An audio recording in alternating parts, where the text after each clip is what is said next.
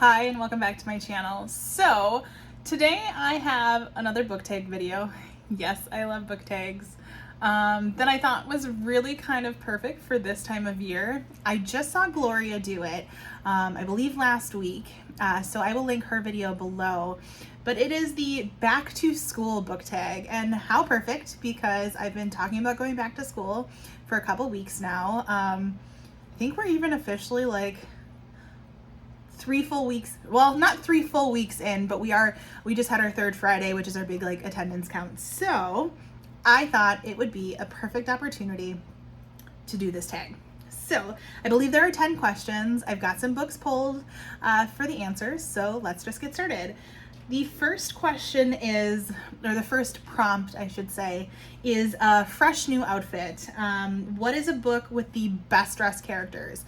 And the very first one I thought about was this entire series, and now the movie definitely helps because you even get a better picture, but I had to go with Crazy Rich Asians by Kevin Kwan. The style and the glam and the riches in this book slash movie are like over the top, and I could picture it as I was reading it, and then I absolutely love that movie. So seeing all of the fashion that are in these books really put that one at the top of my head for the answer to that one. Number 2 is a new lab partner, a new sci-fi book you want to read.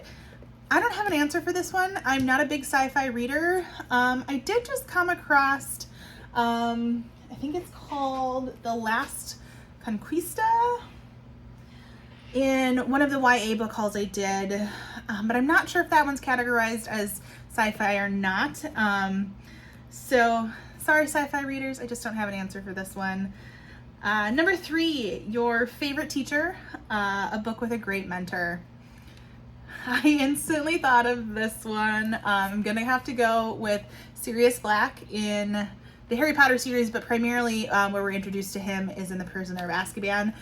Prisoner of Azkaban is my favorite Harry Potter book, and so I had to go with this one. I love Sirius Black. I love the role model that he got to be for Harry, and so that would be my answer for that one.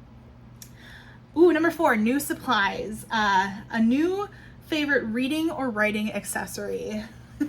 This seems really silly, but I have been obsessed with these pens I picked up. They were literally in a pack of 4, and they are sparkle pens. This is like the inner teacher in me screaming, but they're so pretty. And of course they're like sold out on Amazon now, but I'll try to link them below just to see if the link still works. But they do like the prettiest writing ever, and I don't know if you're gonna be able to see it, but they have just like this beautiful sheen to them, and I love them. I'm obsessed. Number 5, excuse me. Old friends, a book you want to reread or a book featuring a favorite friendship. Now this is a book that I just read at the beginning of this year, but I'm already ready to reread it.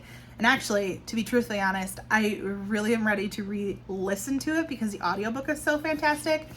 And that is The House in the Cerulean Sea by TJ Klune. And I love the friendship that the magical children have in this book. So this one kind of is the win-win for this because I want to reread it and I love the friendship in this book. It is so cute, and I highly suggest the audiobook.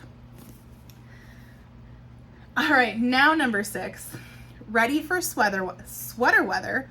Whew, tongue twister there. A book featuring cold weather.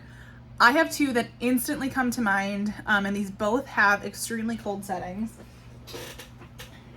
The first one, and this one is a total shout out to my cousin because she got me hooked on this author, and that's Shari Lapena's An Unwanted Guest. This one is basically like an isolated thriller where guests are in this, I think it's a bed and breakfast, and they're locked in. They're snowed in, they can't go anywhere, the storm is so bad, and people start dying one by one. So loved this one, definite like cold shivery vibes. And then the one that's probably pretty obvious, and I even believe Gloria used this one, is No Exit by Taylor Adams. This was just adapted into a Hulu movie The movie was meh.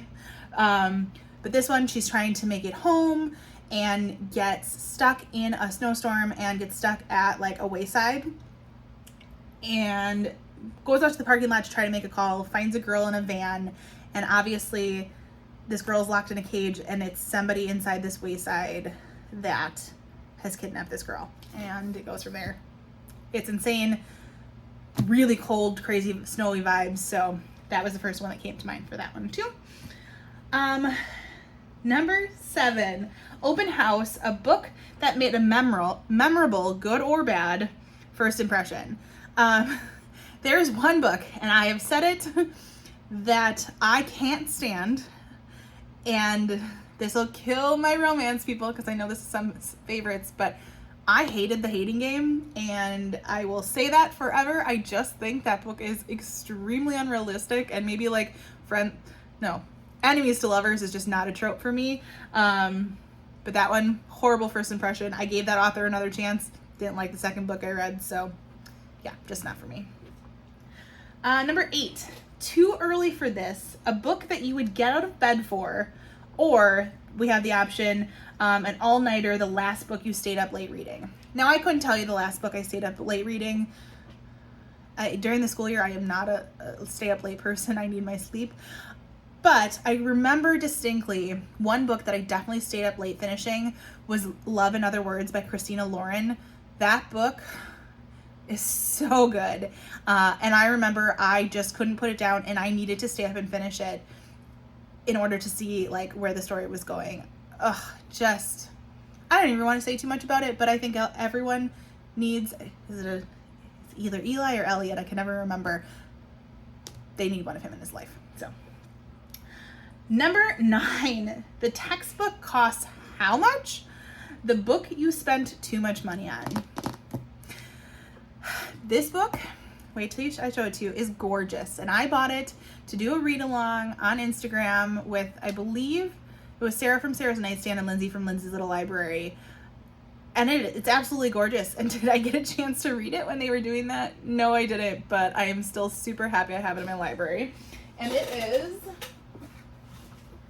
pink. Comes with all these different pieces, and I'm probably going to pronounce it wrong because I think we got corrected after it. But that is the Octonumi or Octonumi. This book is absolutely gorgeous. The pictures, the edges, I mean, I have never had a book that looked like this before. I don't even exactly remember how much I spent on this book, but I know it was pricey, especially because it came from the UK. But it comes with all sorts of different accessories that you go through, and these are all like the pronunciations. It's just gorgeous. And actually, yeah, it even came like with a special seal. So definitely probably the most pricey book that I've ever picked up, but I'm just so happy to have it in my collection. It's beautiful.